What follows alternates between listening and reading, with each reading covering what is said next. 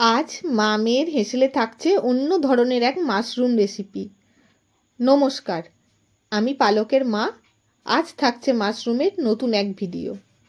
তার জন্য প্রথমে 1 প্যাকেট মাশরুম নিয়ে নেব, দিয়ে ভালো করে ধুয়ে স্লাইস করে কেটে নেব।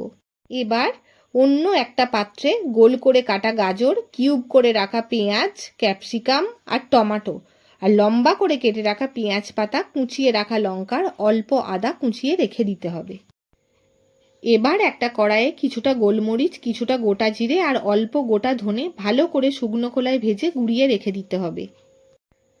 তারপর একটা কড়াইয়ে সাদা তেল গরম করে তাতে কেটে রাখা পেঁয়াজ দিয়ে ভালো করে নেড়ে একটু ভাজা ভাজা হলে তাতে গোল করে রাখা গাজর আর কুচিয়ে রাখা আদা, কুচনো লঙ্কা দিয়ে ভালো করে ভেজে নিতে হবে।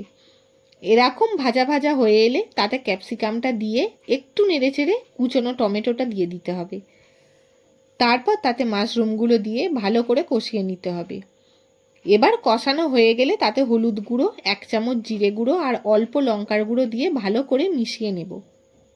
এবার তাতে পরিমাণ মতো নুন, স্বাদ মতো চিনি দিয়ে ভালো করে মিশিয়ে তাতে পেঁয়াজ পাতাগুলো দিয়ে ভালো করে কষিয়ে সব কিছু সুসিদ্ধ হয়ে গেলে রোস্ট করে রাখা মশলাটা দিয়ে সব মিশিয়ে গরম গরম নামিয়ে রুটি বা পরোটার সাথে পরিবেশন করুন। ভীষণ লোভনীয় মশলা ফ্রাই মাশরুম।